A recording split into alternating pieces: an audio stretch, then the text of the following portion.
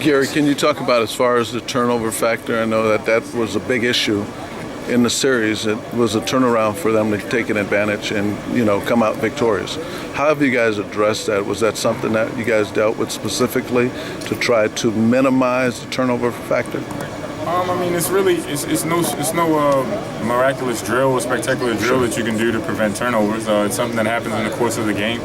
I think collectively as a team we have to be more focused and more locked in and concentrated on taking care of the ball and being stronger with the ball. I think Miami is extremely physical and athletic on the defensive end, so you have to be mentally focused and physically strong with the ball or they're going to take advantage of your mishaps. Gary, can you tell me why is it that one team dominates, then the next team dominates, and it's kind of like back and forth?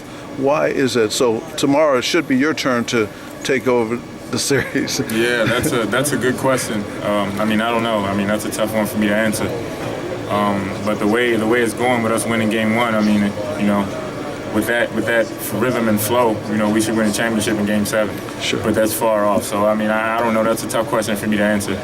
And then what about the momentum? You had a big momentous game in game 4, but yet they had the big momentous game. How do you maintain the rhythm and the momentum of a win and win consecutively? I don't know. Nobody has been able to do that yet. So that's a tough thing. Right now, our focus is on game 5. We have to bounce back and do the best we can do to get game 5. How much pressure are on you guys? After game 4, you guys were like, hey, everybody says San Antonio's got this championship wrapped up, especially with game 5 here on Sunday. It's no pressure on me. I can't speak for anybody else in the locker room, but it's no pressure. At the end of the day, it's a basketball game, even though it is at the highest level, the NBA Finals. But at the end of the day, it's a basketball game.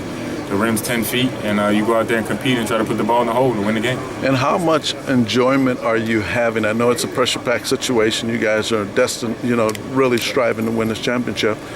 How do you separate the pleasure of, enjoyment? Hey, we're in the finals, and yet, we're fighting, as they say, a good fight.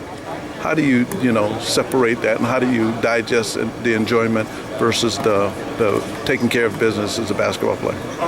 That's a balance that you have to find. Right now, I'm having just a great time of being in the finals and dealing with the media and the attention, going to restaurants and things like that. But at the end of the day, you're a basketball player and you're here to win a championship and compete. So you have to find that balance. Do your job when it's time to do your job. And maybe you can sit back and talk to friends and family and enjoy it. But when it's time to step on the court, you have to put everything aside and do what you're supposed to do. How much of the fan